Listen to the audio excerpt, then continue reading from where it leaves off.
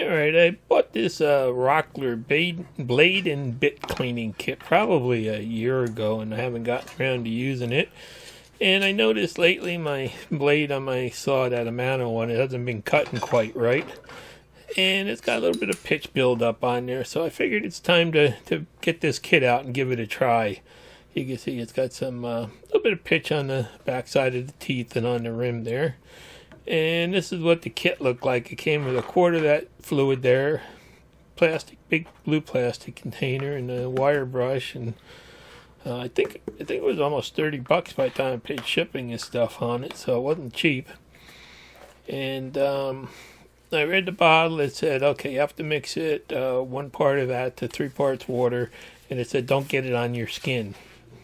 So I figured I better put on some rubber gloves here because I don't know what's in it. They really don't tell you the contents or anything. So,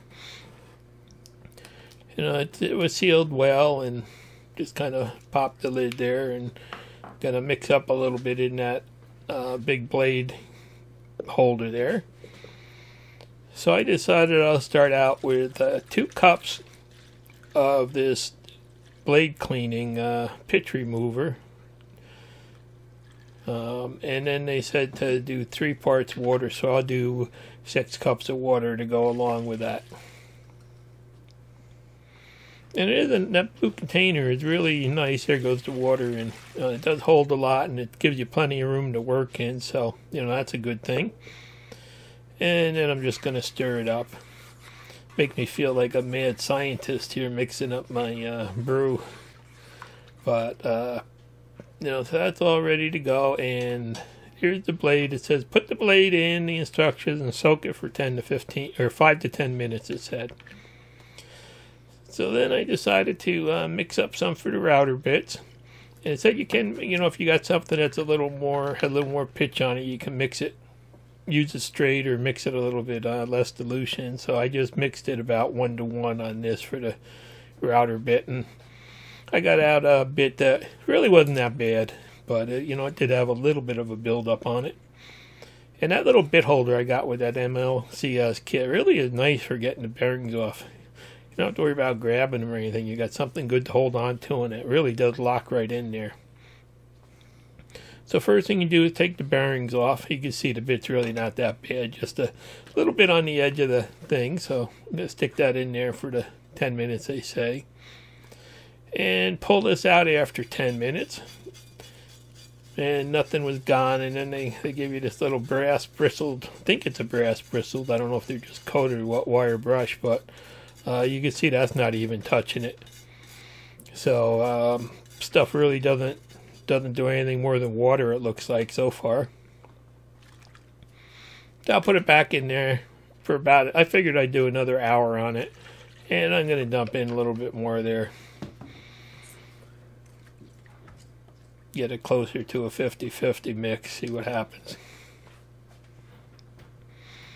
And then after about 15 minutes, I pulled this bit out, and you know, everything was still on it that I went in there with, so it doesn't actually dissolve anything. And you can see that you really have to go over everything good with the brush, and you know, basically the brush does loosen some of it, and you know, get it off. And luckily this bit was you know, cutter didn't have that much on it, so it is cleaning it up pretty good. It's not getting the staining out of the deep pockets here in it, but it really actually it really doesn't seem to do a whole heck of a lot.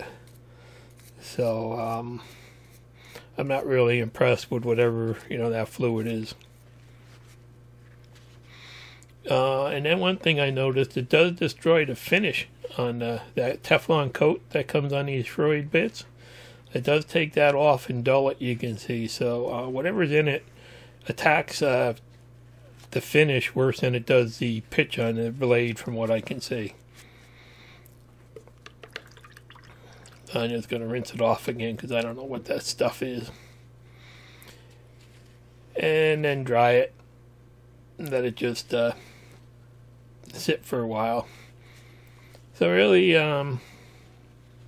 it doesn't really impress me right now. So here it is an hour later after that first one. And pull it out, and you can see basically still the same. Nothing's loosened, and I mean that stuff will burn down a little bit, but it really wasn't on there that much. And it really is not loosening anything on the teeth, or pretty much not doing anything. So I'll give it another 3 hours, I figured. And in the meantime, I'll put that router back together. And I like to use this, MLCS has this little lube for the bearing. Seems to make them last a little bit longer, because these router bearings really don't have a good seal on them. So I like to put a little bit of that on them whenever you wipe them off and stuff. And, you know, put it on both sides. I didn't put the shield on there yet. I'm just sticking it on there, put oil on it. You see, I just put a drop of it on both sides, and then let it soak in and put it all back together. And again, that little MLCS bit holder, really, that was a nice little extra they threw in for free with that bit kit that time when they had that big sale. So there it is, the router's bit's all ready to go again. Really didn't do much to it. Didn't really do anything other than take some of the red off, it looks like. So here we are another 3 hours later. There's about 4 hours into the kit. And finally the brush is starting to be able to get some of it off. It's really not loosened. It's more of the brush that seems to be taking it off. So I'll let you decide, you know, whether or not this is something that's good for you, because it seems like a lot of money for me to pay just for a nice plastic container.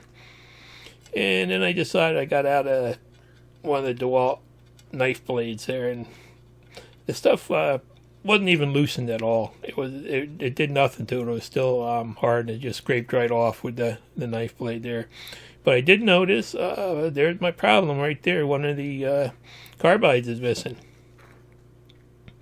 Now, a while back, I did hit a screw with this blade, so it didn't cut too bad after that, but lately it started, you know, not cutting quite so smooth, so I'm guessing that probably that piece of carbide flew off at something, and that may be the problem. So, you know, I do need a new blade now anyway, until I find somebody that can repair this one.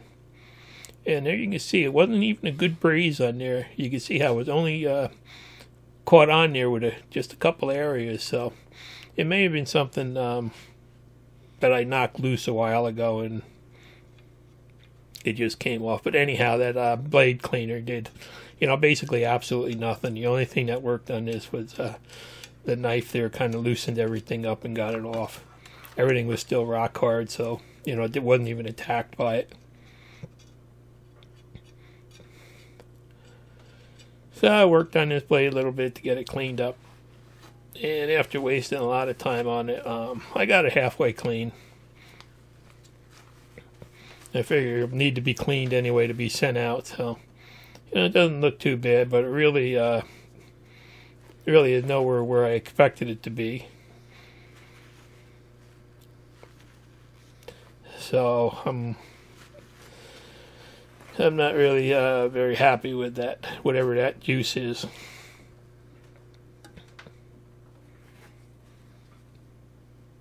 But anyhow, this has been a wonderful blade, one of my favorites. Then I just grabbed my dado blades, and they just have a little bit of sawdust built up behind the carbide edges there. And I figured I'd try and see if this will at least remove the sawdust that's behind there. So I put them in and I let them actually soak for an hour. And here I am back an hour later. Gotta get those rubber gloves on. And one good thing is the stuff really doesn't smell that bad, so you don't have to worry about it in the house. But basically, you know, the brush, using the brush on it, it did loosen up the sawdust, and I was able to get that off fairly easily with that little brush. Nothing really dissolved on its own, but it did loosen it, so it came right off.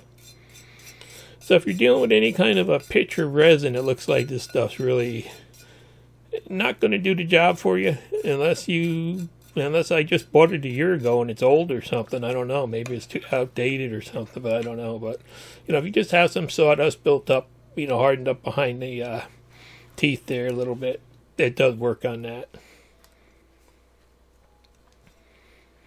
This is that Infinity Dado headset that I bought several years ago, and this really has been a wonderful set too.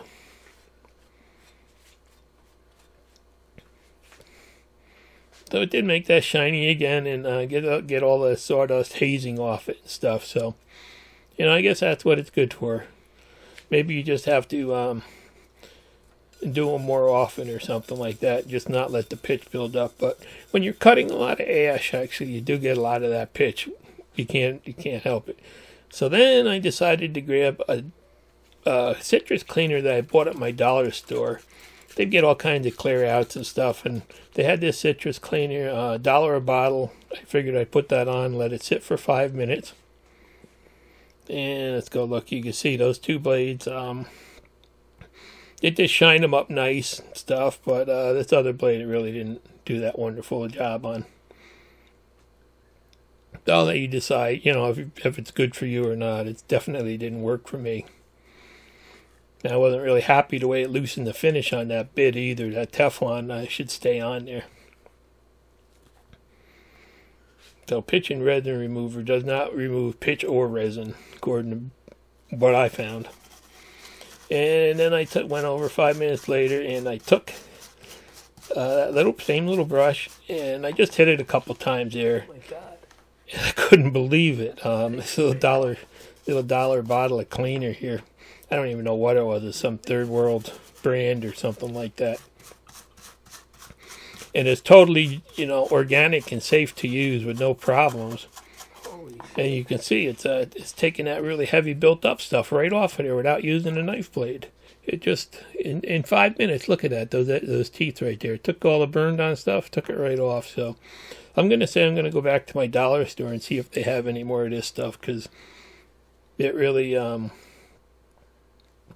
for being an organic type thing and, just citrus based, it really does do a good job. And then this stuff here, I don't know if that's considered hazardous material now, so I'm not going to just dump that down my sink until I figure out exactly what it is, because it doesn't really say on the bottle what it contains or how to dispose of it. So there's my findings of using this kit the first time, and you pretty much you can make up your mind of whether or not it would do good for you.